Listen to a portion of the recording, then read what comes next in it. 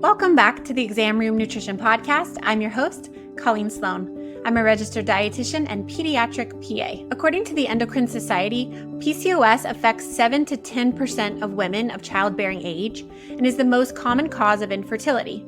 In the United States, an estimated 5 to 6 million women have PCOS. So by the end of the show today, you'll be equipped with the answers to the next time your patient asks you, I have PCOS. What foods should I eat? To help us navigate the world of PCOS, Melissa Groves Azzaro is joining us. She's a registered dietitian, CEO, and founder of the Hormone Dietitian. She's an integrative dietitian empowering women to conquer hormone imbalances, PCOS, and fertility challenges. I am truly in awe of her because she is a woman of all trades. She is an author as well. She wrote a book called A Balanced Approach to PCOS, and she also hosts her own captivating podcast called Hormonally Yours with the Hormone Dietitian. You can also follow her on Instagram at the Hormone Dietitian. Melissa, welcome to the show. Thank you so much for having me. Let's debunk some myths about diet and PCOS. So, is there a specific PCOS diet that these patients need to be following? No, there is not a specific quote unquote PCOS diet. So part of the problem is that every case of PCOS is different. It's a syndrome. So it is a spectrum of symptoms and root causes and metabolic differences. So every single person is going to present differently. Some people are more metabolic, where it's linked to insulin resistance, diabetes, heart disease. Others are more reproductive, and weight isn't necessarily an issue for them. So there's never going to be a single quote unquote PCOS diet that works for all people who are diagnosed with the condition. So as far as general guidelines, there really aren't any. The most common recommendation, the expert international guidelines recommend a 5 to 10% loss in body weight and say that improves symptoms and markers. But I always ask, was it the weight loss itself, or was it the behaviors that led to the weight loss, like eating more vegetables, getting more exercise, decreasing junk food consumption, that led to the improvements? And I tend to think it's the latter. Very interesting. And thank you for clarifying that, because we see a lot out there that talks about, special diets for PCOS. Are there specific foods or like food groups that should be emphasized or maybe avoided in a PCOS friendly diet? Yeah, so I always want to go back to the research. What do we know? Despite what you might read on social media, there is literally no, as in zero studies on PCOS and gluten. There's no research that any food has to be completely eliminated for a PCOS-friendly diet. There's one study on PCOS and dairy, and it was in combination with a low-carb approach. So no studies out there saying you have to avoid X food for PCOS. That being said, there are some studies that, we can get some key takeaways from. There are a few studies showing that a moderate carb approach, it's called low carb in the title, but when it says low carb in the headline, but then you actually read the study, it's actually 40% of daily calories. So around 40%, which I consider a much more moderate carb approach, definitely lower than the standard American diet. But there's research that a moderate carb approach can impact insulin levels, weight, testosterone, etc. These are all good things when it comes to PCOS. We know that low glycemic foods are better for PCOS than the higher glycemic foods. So we want to focus on the quality of the carbs we're eating. So whole foods, legumes, whole grains, fruits, vegetables, that seems to make a difference. A higher protein approach than typically recommended helps balance blood sugar, reduce cravings, not only help with weight loss, but ensure that the weight being lost is fat and not lean body mass. So 25 to 35% of daily calories from protein, which is more that upper end of the acceptable macronutrient distribution range, but that seems to help. Fats. We love fats because fats don't impact blood sugar or insulin at all. So a moderate fat approach also helps. focusing on those healthy fats like avocados, olive oil, nuts, seeds, and omega-3s found in fatty fish, which can not only help lower inflammation, but also help lower testosterone levels. High consumption of high antioxidant fruits and vegetables to lower oxidative stress and inflammation and contribute fiber to the diet. High fiber approach is also useful because it improves digestion, lowers hormone levels, and weight. I tend to recommend at least 30 grams of fiber a day for most people with PCOS. So basically what I end up recommending is a pretty balanced macro, mostly whole foods, Mediterranean style diet. And when it comes to what to minimize, ultra processed foods, excess sugar, I use the WHO guidelines. WHO recommends no more than 5% of daily calories come from added sugar. That works out to around 20, 25 grams a day for most people.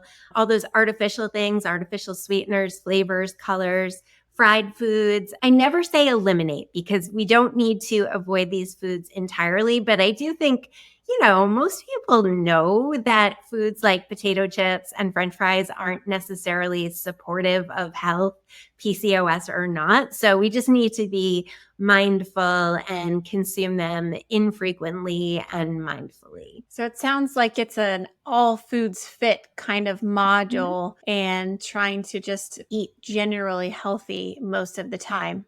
Definitely doesn't sound like a fad diet that I've seen, promoted on social media. Now, let's talk to the clinicians who are listening. So I have a patient who came to me in clinic. Maybe they were newly diagnosed and they say, I have PCOS. What foods can I eat? Can you give us some verbiage or some specific things that the clinician can say to that patient to at least get them started so they're not feeling overwhelmed, but would get them on the right track towards healthful eating? Yeah, I would say the biggest thing that I see as a dietitian working exclusively with people with PCOS is that their doctors are telling them to lose weight. They're telling them to eat less and move more, but they're almost never asking them what they're actually eating and how much they're actually moving. Some of these women, because they've been on diets all their life, they're eating like 1,200, 1,100 calories a day already. So telling them to eat less is not the answer. So you want to listen to your patients. You want to ask them what they're actually doing, what their dieting history is, what's working for them, what's not working for them.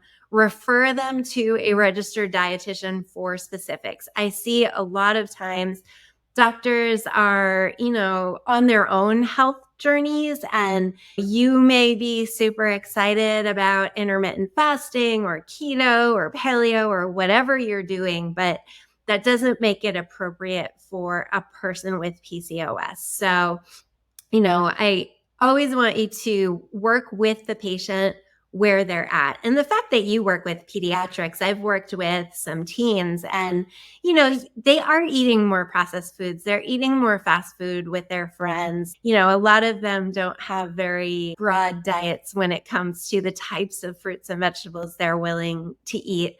So really the referral to a registered dietitian who can help them with the specifics is going to be key. Now, you mentioned a little bit about some weight loss. That is a goal and that can be very, very helpful. But let's dig into that a little bit more.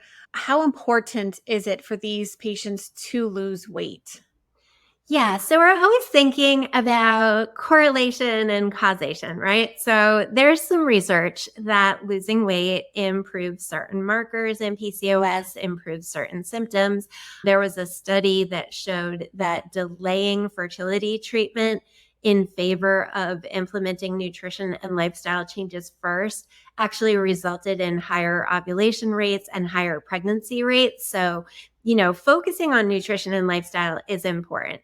We know that even a small weight loss, so 5% of weight. So when we're talking about someone who's 200 pounds, that can be as little as 5 pounds weight loss, 10 pounds weight loss. It's not a huge amount, but we know that that's associated with better blood sugar control, lower androgens, and more regular cycles. However, weight is not a behavior. So it's the behaviors and the habits that lead to weight loss that make a difference. So things like walking more, eating more fruits and vegetables, focusing on protein, getting enough sleep, lowering stress levels. So in my opinion, weight matters, but we can't focus only on weight because it's actually impossible to lose weight if you have insulin resistance, inflammation, high androgens, microbiome disturbances, all of the things that come along with PCOS. So we need to focus on those upstream root causes, not on the weight and the scale itself. So, another thing that we like to think about is if weight were the answer, if losing weight helped PCOS, explain lean PCOS. These are people who are normal weight, who have all of the signs and symptoms of PCOS and a confirmed diagnosis. Or, I've worked with dozens of women who were told bariatric surgery, you're going to lose the weight. And they had the surgery, they lost over 100 pounds, and they're coming to me 2-3 years after surgery because they still have all of the symptoms they were dealing with before the surgery. The irregular cycles, the hair loss, the acne, all of the things that were bothering them before. So weight is associated with some of these things, but losing weight is not a treatment for PCOS. Thank you so much for clarifying that, because I think so often we as clinicians are so focused on, okay, you got to lose weight, you got to lose weight. And then you're right. The patients hear that, okay, I'm going to lose weight. And maybe they do, and they're successful, but they haven't solved their PCOS or they haven't solved the infertility issues. And I can imagine that must be so disheartening for them as a patient. Now, along those lines, we've talked a little bit about weight loss. Are there specific foods? I know just general fruits and vegetables, more of a Mediterranean diet, but give us a little bit more detail on kind of what that looks like, maybe what the patients could possibly be eating for breakfast, lunch, or dinner, so that the clinician listening to this might be able to give some real life suggestions to their patients. Yeah, high protein, high fiber. So, I like to tell them to aim for 30 to 45 grams of protein per meal. So, breakfast, lunch, and dinner. For reference, one egg has 6 grams of protein. So, 2 eggs is not going to get you there. So, we're doing things like smoothies with protein powder. We're doing eggs with vegetable scramble. We're doing some maybe turkey sausage on the side. Lunches, we're doing, I love a salad for lunch because you can throw so much in there. Big salad with a big piece of protein, some avocado, some nuts, all of the colors. I like to tell them to recommend 2 colors on their plate per meal. So let's say you're having spinach and egg scramble for breakfast.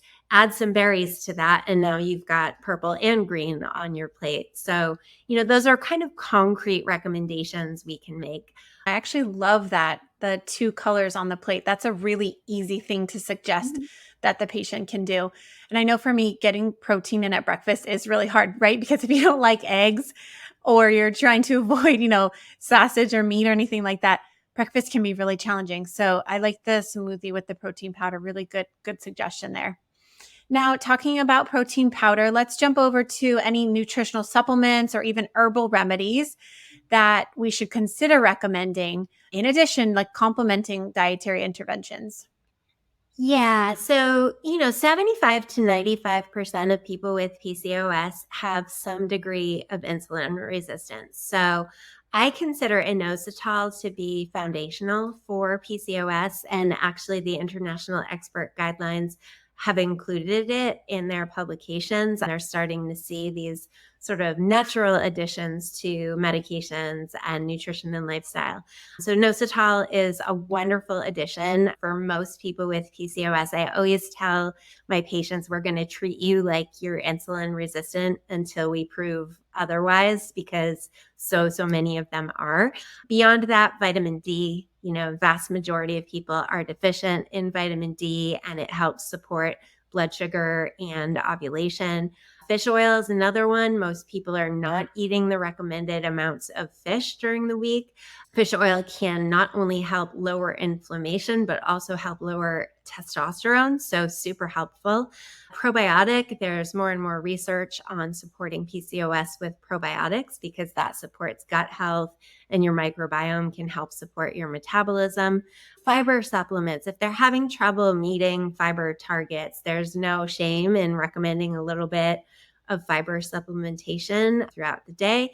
Multivitamin, especially if they're on medications that can deplete nutrients like the pill or metformin or, the new GLP-1 weight loss meds. Beyond that, there are many supplements that can help with PCOS. I don't recommend anything sort of beyond the ones I talked about without having done comprehensive testing on them to see what they need and don't need. I want to stay on the topic of supplements. If we as clinicians say, hey, maybe you should take a vitamin D, a fish oil supplement, would telling our patients to just pick one up off of, let's just say, the pharmacy or the over-the-counter shelf, are those appropriate? Would those be safe? Or do you suggest they purchase elsewhere? And maybe what specifically on the label should they be looking for? Yeah, I'm very particular when it comes to fish oil. I don't know about you, but I've definitely had patients who come to me and say, I tried fish oil. It gave me the fish burps. You want a high quality fish oil. So, I'm looking for professional grade, third party certifications, things like that. There are really only a couple of fish oil brands that I trust. Multivitamin, it depends. I feel like some of the drugstore brands have gotten better. Vitamin D, kind of same thing. I do recommend vitamin D in combination with K2 if we're doing anything over 1,000 milligrams a day. So really, it's kind of a toss-up. Like some things, fine, get it from the drugstore. Other things, you definitely want to pay more attention. I do know there are a ton of inositol supplements on Amazon. I really recommend working with the sort of professional supplement company brands to ensure quality, look for third-party testing to make sure it contains what it says it contains.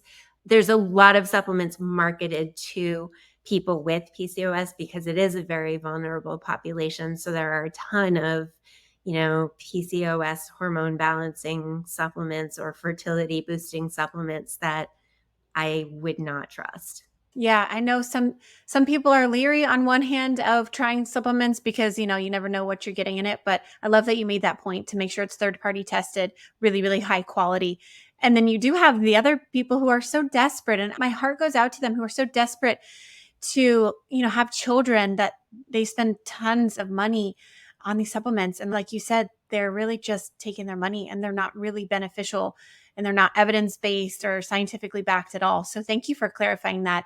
Now, let's again talk to the clinicians on how can we maybe give some suggestions or some guidance in helping these patients struggling with PCOS when they are struggling with cravings or emotional eating, because I know that's a big factor when you are trying to just eat healthfully. Do you have any tricks of the trade that we might be able to relay to our patients regarding those things? It's important to remember that people with PCOS have been told all their life they need to lose weight. They've been on diets, some of them for decades, just diet after diet after diet. They struggle with body image issues. Mental health issues are much higher in the PCOS population, so depression and anxiety. 3 to 4 times higher risk for eating disorders, particularly binge eating disorder. So sometimes it's not about the food at all, right? It's not about they don't have willpower or they just can't stick to a plan. They actually could benefit from a referral to a licensed mental health counselor who can help them identify what are those emotional triggers and help them build a toolbox of coping skills that don't involve food. So if someone's, sort of repeatedly not sticking to a diet, consider that.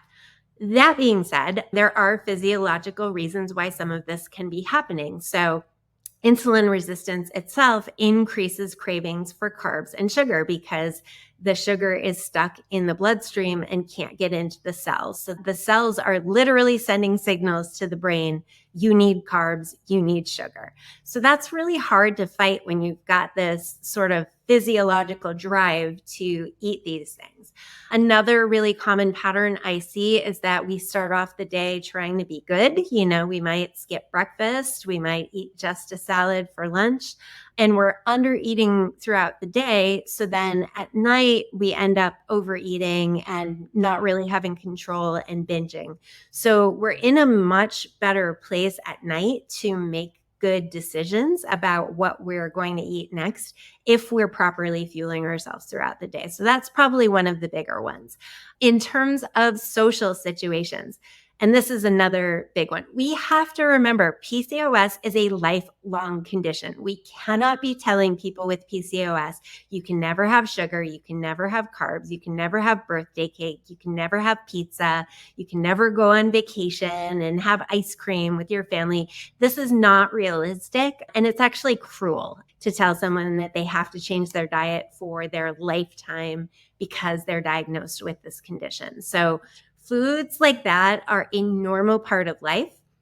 Any diet changes that we make have to be something that someone can stick with for a lifetime. So eat more fruit as opposed to never eat pizza again, because PCOS is a lifelong condition. So, it's really not about being perfect all day, every day. It's about the things that we're doing the majority of the time and not sweating the small stuff.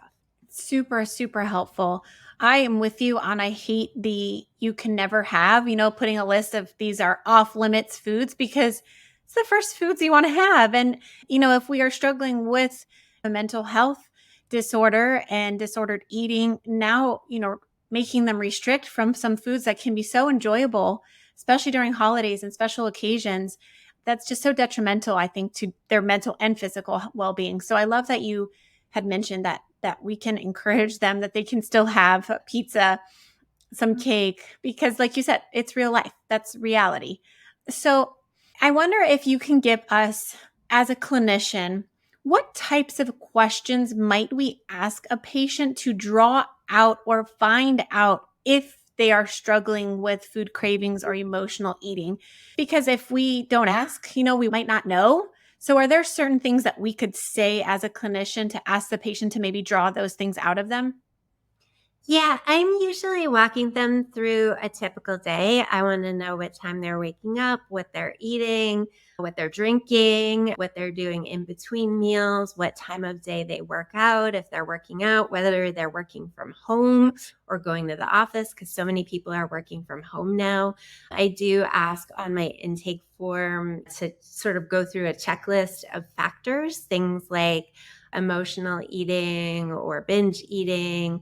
I ask them specifically, are you eating anything after dinner? And if so, what? Because those kind of things can typically, bring up some of these emotional eating sort of red flag areas. Usually it's after work or after dinner. That's normally when most of this is happening. If they say yes to any of those, I like to ask them if they've identified which emotions are most tied to them eating food. I would say, for most of them, stress, feeling lonely, feeling bored. These are all emotions that can be tied to eating. Then I like to ask them if they could figure out what a more appropriate response to that emotion would be. If you're lonely, could you call a friend? Could you, text a friend? What can you do to address the emotion you're having? Because food isn't the answer to that emotion. So really kind of diving into what their daily habits look like so that you know what you're dealing with. I do ask if they have any history of diagnosed eating disorders or any history of working with a therapist in the past. That might open some areas for questioning as well. So really tying the pieces together of what emotions are going on when you are eating these certain foods or at this certain time, that really would open the book a little bit for us to get a peek inside and see what's going on if there is an emotional piece to it. And then absolutely referral to a mental health counselor would be very important. So I know you touched on this a little bit in the beginning, and I think I know the answer, but now, should patients be following a keto diet or intermittent fasting or paleo diet? Absolutely not. So there are a few really small, I'm talking 12 patients studies on PCOS and keto. And in these studies, over half of the participants dropped out by 6 months. So big red flag to me that this is not sustainable. This is not something, unless you choose to be following it and are dedicated, this is not something that's sustainable because it's very different from the way most people normally eat, right? Additionally, if we go too low carb, that's going to add stress to the body, which can increase adrenal stress hormones, which can worsen PCOS symptoms. It's also super hard to meet fiber and nutrient needs on a really strict keto diet. In patients who are trying to conceive, we really need to focus on nutrients. So that's not a smart approach. Plus, as I mentioned before, all those studies that have shown benefits with a low carb diet in PCOS, that's a 40% carb. It's not 5% carb. So we don't need to go that low to see the benefits of a lower carb diet. Intermittent fasting studies have mostly been done in men and menopausal women. It seems like it might be a smart strategy because it can potentially help lower insulin, but it raises those adrenal stress hormones, which can worsen PCOS symptoms. Additionally, research wise, study after study comes out. It is no better than a calorie restricted diet when it comes to weight loss. Most of my clients come to me already skipping breakfast. So if an intermittent fasting approach were going to work for PCOS, it would have worked already. I also really don't like it because it has us eating according to this external set of rules. You eat during these hours and not these hours. And that can have an even further detrimental effect on our relationship with food and trusting our bodies, which we've already said people with PCOS are more prone to disordered eating. So not a helpful approach. I don't recommend keto ever. And I don't recommend intermittent fasting in reproductive age women. It may be a more useful strategy in menopause, but I have so many caveats. It's like you can't be overweight. Your thyroid hormones have to be perfect. You have to have no stress, adequate sleep, not over exercising or under eating. So basically nobody. And you asked me about paleo. I think the upsides of paleo is it's a whole foods based approach, right? There's actually no research on the benefits of eliminating the foods that paleo eliminates for PCOS. We want to be including whole grains, especially the low glycemic ones.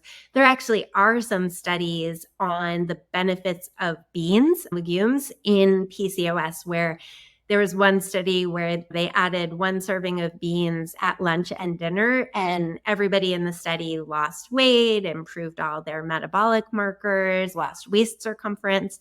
So I don't see the benefit of removing beans from the diet. Thank you so much for breaking down the science too. I love that you brought us in some research and you backed your guidelines with what the literature says, because that's so useful for us, those of us who don't have the time to sit over and pour over all the literature on PCOS.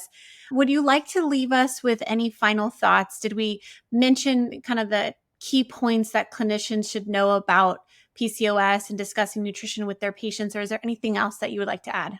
Just that it's not just nutrition. I talk about nutrition and lifestyle, and by lifestyle, I'm talking about sleep, stress, movement, and environment. So environmental toxin exposure, these are all things that I'm discussing with my patients as a comprehensive approach to care, along with the medications that their doctors may be prescribing, any relevant supplements that might be right for their situation. You really have to treat the person and not the condition, because every case of PCOS is different. It's never a one size fits all regarding nutrition. And fertility management and hormone balance. So I'm so grateful for you for coming on with us. And I thank you so much for giving us the gift of your time. We can't give this time back to you, but I know my listeners have gleaned so much information from you. So thank you so much, Melissa. Thank you so much.